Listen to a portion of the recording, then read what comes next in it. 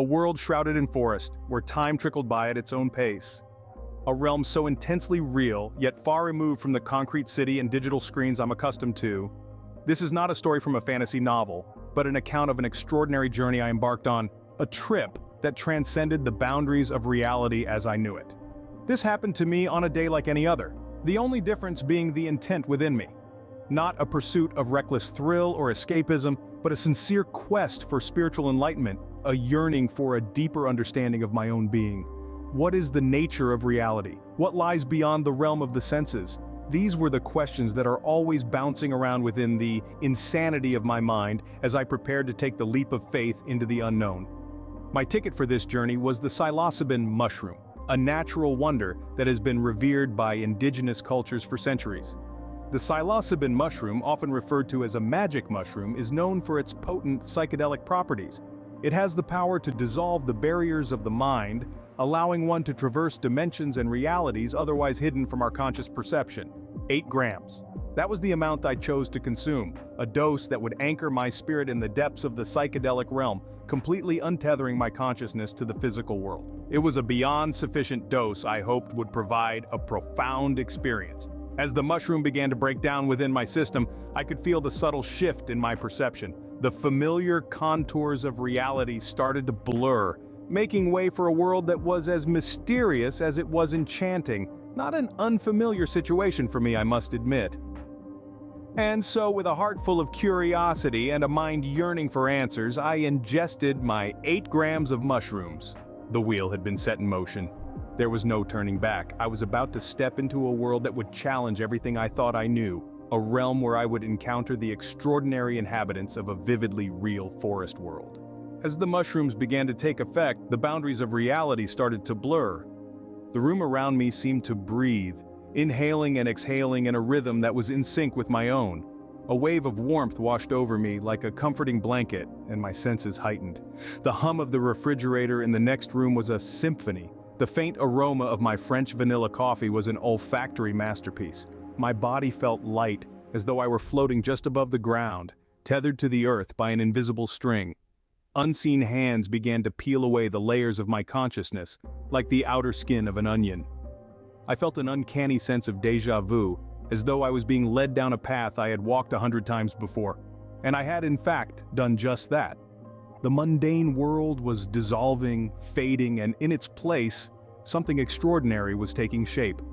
My thoughts started to flow like a river, unhindered and unfiltered, cascading over a waterfall of ideas and emotions. I felt connected to everything around me, as though I was a part of a vast, intricate web of life. My senses were no longer confined to my body. I could feel myself becoming part of everything. I was not just observing the world, I was experiencing it in a way that words can barely describe. Every breath I took was a wave of sensation, all of my existence like a hand through the fluid of reality. The line between the external world and my internal universe was blurring, merging, becoming one. With my eyes closed, the world morphed into a lush green canopy. Beneath my feet, a soft, mossy forest floor. The hum of the refrigerator became the distant rustle of leaves, the aroma of coffee transformed into the earthy scent of the forest. Slowly, I was no longer in my living room. I was somewhere else, somewhere beautiful and serene, somewhere untouched by the hands of time, unspoiled by the footprints of civilization. And then there I was, standing at the threshold of a world that was foreign yet strangely familiar, as though I'd been there before. The forest world was a symphony of life, a bustling, vibrant place of mythical beings. This wasn't just any forest, it was a world teeming with life, pulsating with an energy that seemed to be in sync with my every breath. The forest was an amazing array of colors, with trees that reached out to the sky like ancient guardians. The leaves rustled in the gentle breeze, whispering secrets of the forest. The canopy was a living roof, filtering the sunlight into a beautiful pattern that danced on the forest floor. The inhabitants of this forest world were unlike anything I had ever encountered. They were small, almost elfin, yet their presence was profound. Their bodies were lithe and agile, their faces etched with wisdom beyond their years. Their eyes sparkled with a mischievous glint, a testament to their playful nature. They moved about with an air of purpose, their tiny footsteps barely making a sound on the forest floor. The forest was dotted with mud huts, humble yet intricately made. They were built with a precision that spoke volumes about the inhabitants' skills. Each mud hut was unique, reflecting the personality of its dweller. Some were adorned with colorful patterns, while others were more subtle, blending seamlessly with the surroundings. These huts were not just dwellings, they were a part of the forest, a harmonious coexistence of the inhabitants with nature. The language they spoke was strange yet familiar. It was not a language of words, but a language of feelings, a language of thought. It was a language that transcended the barriers of speech and touched the soul. As strange as it was, I found myself understanding it. Not just understanding, but speaking it as well. It was as if the language was a part of me, a forgotten part that was now awakened. The language was melodic, each syllable resonating with the rhythm of the forest. It was a language of harmony, a reflection of the unity of the forest world. Speaking it felt natural, as if I had always known it. The inhabitants responded to my attempts at their language with encouraging smiles, their eyes twinkling with approval. As I interacted with the inhabitants and explored the forest world, I felt a sense of belonging. I was not an outsider here, but a part of this world. The forest accepted me, the inhabitants welcomed me, and the language connected me to them. I was no longer just an observer, I was a participant in this symphony of life. I was a part of the forest world, woven into its very fabric. I was not a visitor, but a resident, living in harmony with the forest and its inhabitants. The forest world was not just a place, it was an experience. It was a journey into a realm of mythical beings, a voyage into a world where language was not a barrier but a bridge. It was an adventure into a world that existed in harmony with nature, a world that respected and celebrated the interconnectedness of all life. In this forest world, time seemed to stand still. The hustle and bustle of the modern world seemed like a distant memory. Here, life moved at its own pace, dictated not by the ticking of a clock but by the rhythm of nature. The forest world was a reminder of how life should be, a testament to the beauty of simplicity. The forest world was not just a figment of my imagination, it was a vividly real place. It somehow felt even more real than this one. It existed within me and around me. It was a world that taught me the language of the heart, the language of unity, the language of life. I was a part of the tapestry, woven into the very fabric of this reality. Life in the forest world was a dance, untouched by modern clamor. Without the constant buzzing of technology, without the unyielding demands of my 10-hour, 6-day-a-week job, and without the relentless pursuit of materialistic gains. In this world, every breath was a song of freedom, a melody that echoed through the woods, resonating with the chorus of nature. It was an idyllic existence, unburdened by the complexities and anxieties that are so often a part of our everyday reality. Fulfillment was not sought in the accumulation of wealth or status, but in the simple joys of life. It was found in the warmth of the morning sun that gently caressed my face, in the playful chatter of the forest dwellers as they scampered about their daily chores, and in the soothing lullaby of the creeks that meandered through the woods.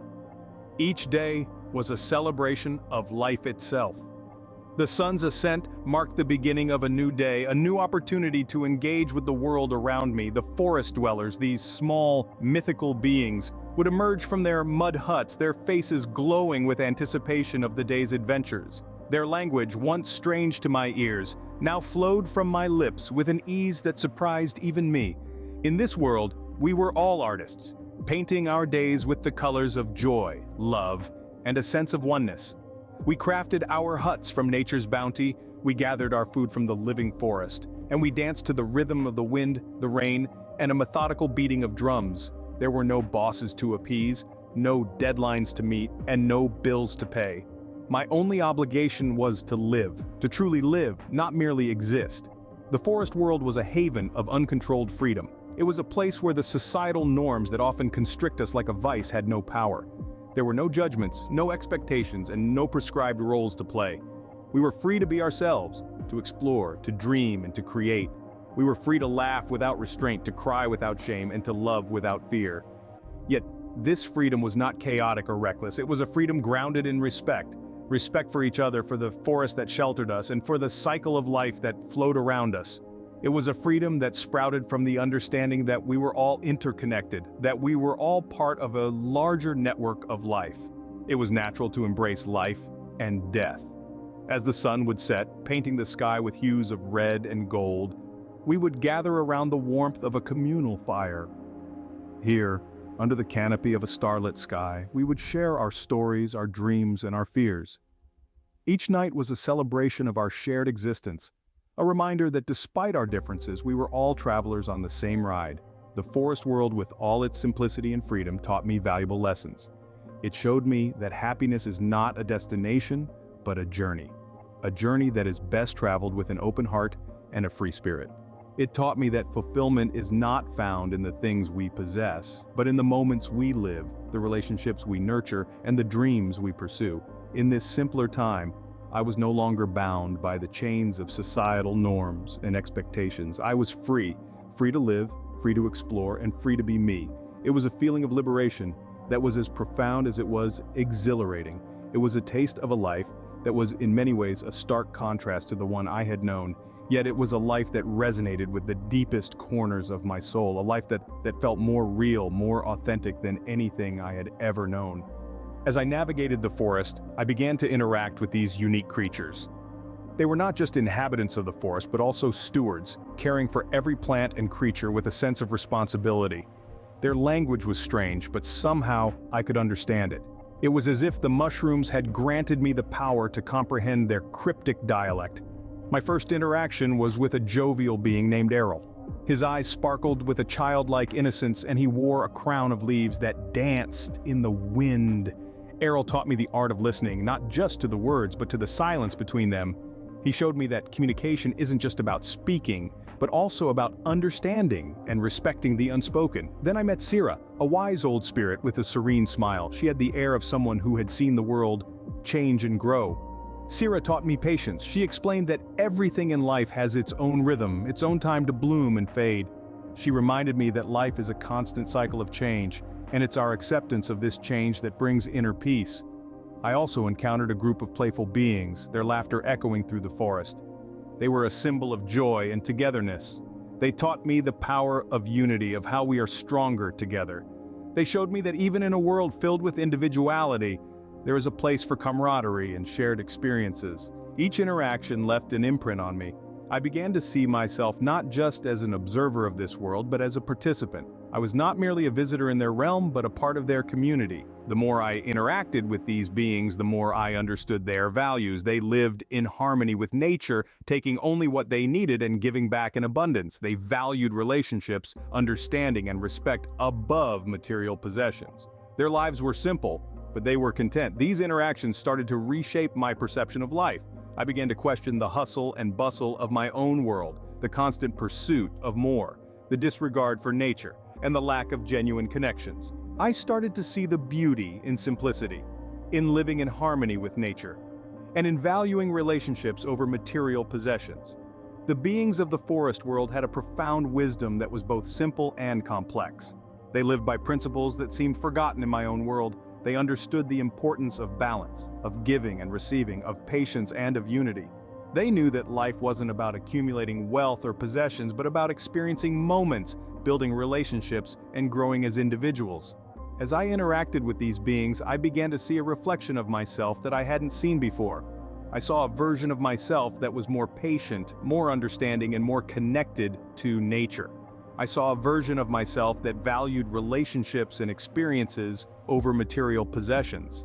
I saw a version of myself that was not driven by societal pressures, but by personal growth and fulfillment. These interactions were not just encounters with mythical beings, but lessons in life. They were reminders of the values that truly matter, of the beauty of simplicity, and of the importance of living in harmony with nature. They were reminders that life is not a race, but a journey that is shaped by our interactions, experiences, and growth. Closing. Through their eyes, I saw a reflection of myself in a light I had never seen before. As the effects of the mushrooms began to wane, the forest world started to fade like a dream dissolving in the morning light. It was a gradual process, akin to a sunset, where the brilliant colors of day slowly give way to the shades of night. The vibrant forest, the mud huts, the mythical beings, all began to lose their form, their edges blurring, then gradually disappearing as if being erased by an unseen hand. The strange language that once flowed from my lips like a babbling brook started to sound foreign and incomprehensible once again. The sounds of the forest, the rustling of leaves, the chirping of unknown creatures, the whispers of the wind began to grow faint. They were being replaced by familiar sounds, the hum of traffic, the ticking of a clock, the distant hum of a refrigerator. The world I had known, the world I'd left behind, was making its presence felt again. The small people, my companions in that other world, seemed to understand what was happening. They didn't appear surprised or sad. Instead, they offered what I interpreted as gestures of farewell, their small hands waving, their faces wearing expressions of peace and acceptance. It was as though they knew this day would come, that I would have to return to my world. It was a bittersweet moment, filled with an inexplicable mix of relief and regret. The feelings washing over me were complex and conflicting. There was relief, undoubtedly. The real world, with all its familiarities, was a comforting presence. It was a world I understood, a world I could navigate with ease. But there was also a sense of loss, a yearning for the simplicity and freedom of the forest world. I missed the unencumbered joy that came with living in the moment, the sense of fulfillment that stemmed from the most basic of interactions. The transition back to reality was not just a physical one, but an emotional journey as well. With every passing moment, the forest world was becoming a distant memory, a dream fading with the dawn. But the emotions it evoked, the feelings it stirred, they were all too real. They clung to me, like the scent of a perfume long after the wearer has left the room. As the last vestiges of the forest world evaporated, I found myself back in my own surroundings. The room was the same, the furniture unchanged, even the coffee cup that I had left on the table was right where I had left it. But something was different. I was different. The experience had changed me in ways that were hard to articulate. I felt a sense of calm, a peace that I hadn't known before. It was as if I had been carrying a weight all my life, a weight I wasn't even aware of, and it was suddenly lifted. I also felt a newfound appreciation for the world around me. The mundane suddenly seemed miraculous. The ticking of the clock, the hum of the refrigerator, the traffic outside, they were all part of a symphony of life. I realized that every moment, every experience, every interaction was a gift to be cherished. And just like that, I was back in the world I knew, but I was not the same person who had left it. The forest world was now a memory, a dream that had come and gone, but the lessons it taught me, the wisdom it imparted, would stay with me forever. It was a journey of self-discovery, a journey into the depths of my own psyche, and I was grateful for having embarked on it. It was a reminder that sometimes to truly find oneself, one must be willing to lose oneself. The journey to the forest world was more than an adventure. It was a revelation. An awakening, if you will, to a reality that exists beyond the confines of our physical senses. It was a trip to a realm where the laws of physics bend, and everything we know, or think we know, is put into question. I've often wondered how the human mind could construct such a vividly real world. A place of mud huts and mythical beings, of small people speaking a language that was both alien and familiar. The forest world was as tangible as the world we live in, but it existed somewhere beyond the reach of our everyday experiences, in a place where time seemed to stand still. In that world, I felt a sense of fulfillment that I had never experienced before. It was as if I had found a piece of myself that I didn't know was missing. I was complete, whole in a way that defies explanation. The forest world offered me a glimpse of a simpler life, a life not bound by the societal constructs that often confine us in our daily lives. In this forest world, I was free to exist without the weight of expectations, free to interact with beings without the fear of judgment, free to be me in the purest sense. Freedom, in its truest form, is liberation from the self, and in those 6 hours, I found that liberation. This sense of freedom and fulfillment didn't leave me when I returned from the forest world. It lingered like a sweet aftertaste, coloring my reality with a hue of tranquility.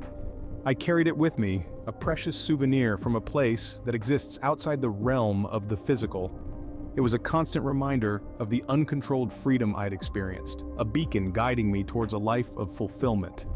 The journey wasn't just about tripping on 8 grams of psilocybin mushrooms, it was about discovering a new way of seeing the world, a new way of understanding myself. It was about breaking free from the chains of my own perceptions, about stepping outside of the box that I had built around myself. The lessons I learned in the forest world were profound.